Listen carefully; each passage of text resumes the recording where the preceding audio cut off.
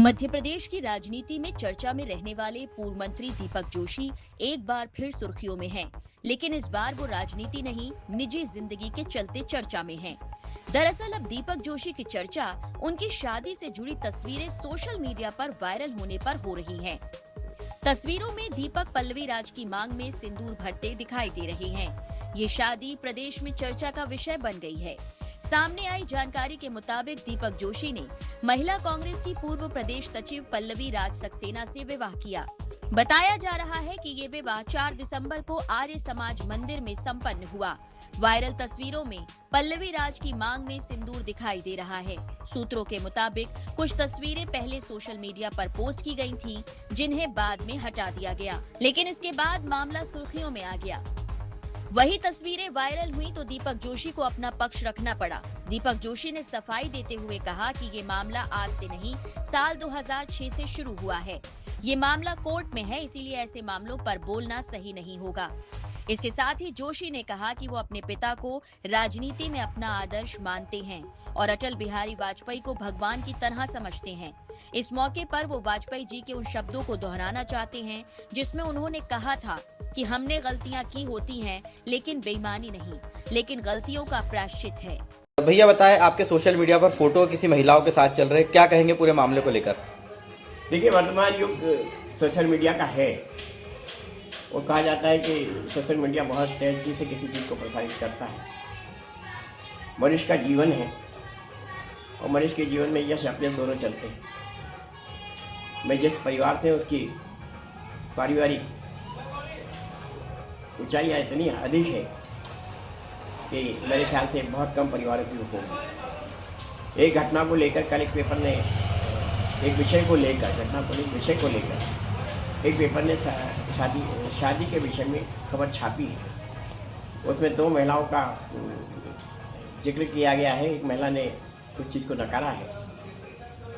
क्योंकि ये मामला आज से नहीं, 2006 से शुरू होकर अभी तक कहीं न कहीं है। इसमें कुछ मामले न्यायालय में है विचाराधीन, और न्यायालय में विचाराधीन होने के कारण उन विचाराधीन मामलों की सार्वजनिक रूप से प्रक्रिया देना उचित नहीं होगी। मुझे भारतीय न्याय प्रणाली पर विश्वास है, वो अपना फैसला करेंगे। लेकिन मैं इतना कह सकता हूँ कि हम अपने जीवन में जीते हैं, तो जीवन जीते सार्वजनिक जीवन में इसी प्रकार की गलती नहीं करें, और इस गलती को अगर हम करते हैं तो उसका कहीं न कहीं प्रायश्चित भी होना चाहिए। तो महिलाओं से संबंध को मैं लेकर इतना जानता हूँ, इन महिलाओं का संबंध विषय ये सारा मैं सोमवार को, चूँकि पहली न्यूज़ भोपाल से निकली है, भोपाल की किसी प्रेस से निकली है, मैं प्रेस के माध्यम करता हूँ, बुलाऊँगा। भोपाल के आम प्रेस वाले में आना चाहेंगे उनको बुलाऊँगा, उनके सामने इस घटना को करने का पूरा प्रयास करूँगा। मैं राजनीति में अपने पिता को अपना आदर्श मानते हुए सम्मानीय अटल बिहारी वाजपेयी जी को अपना भगवान जैसा मानता हूँ। मैं राजनीति का भगवान कहता हूँ। जब क्रिकेट का भगवान हो सकता है, दुनिया की दूसरी चीज़ के भगवान हो सकते हैं, तो हमारे राजनीति का भगवान क्यों नहीं हो सकता? मैं अटल जी को भगवान मानते हैं। सिर्फ अटल जी की उसी बात को पुनरावृत्ति करना चाहता हूँ कि हमने गलतियाँ की होगी, बेईमानी नहीं की है। अगर गलतियाँ हैं तो गलतियों का प्रायश्चित है। प्रायश्चित के साथ साथ अगर वो गलतियों को मैं कहीं दोषी हो तो भारतीय कानून अपने निर्धारित मापदंडों के अनुसार उसके लिए मुझे दोषी ठहराएगा। अगर मैं निर्दोष होऊंगा तो मैं निर्दोष छूटूंगा।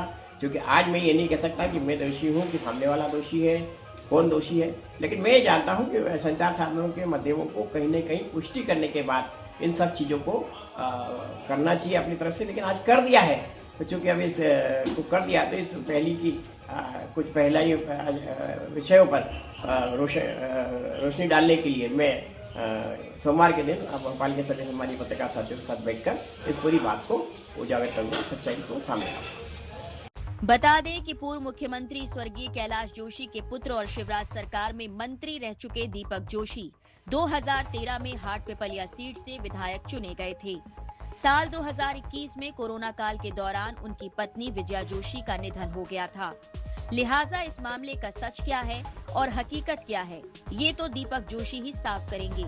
लेकिन उन्होंने कोर्ट में मामले को विचाराधीन कहकर पल्ला झाड़ लिया है। Bureau report, Punjab Kesari. हमसे जुड़े रहने के लिए हमारे YouTube चैनल को सब्सक्राइब करें और नई वीडियो की नोटिफिकेशन के लिए बेल आइकॉन को दबाएं। अगर आप ये वीडियो Facebook पर देख रहे हैं तो लाइक जरूर करें और ज्यादा से ज्यादा शेयर करें। धन्यवाद।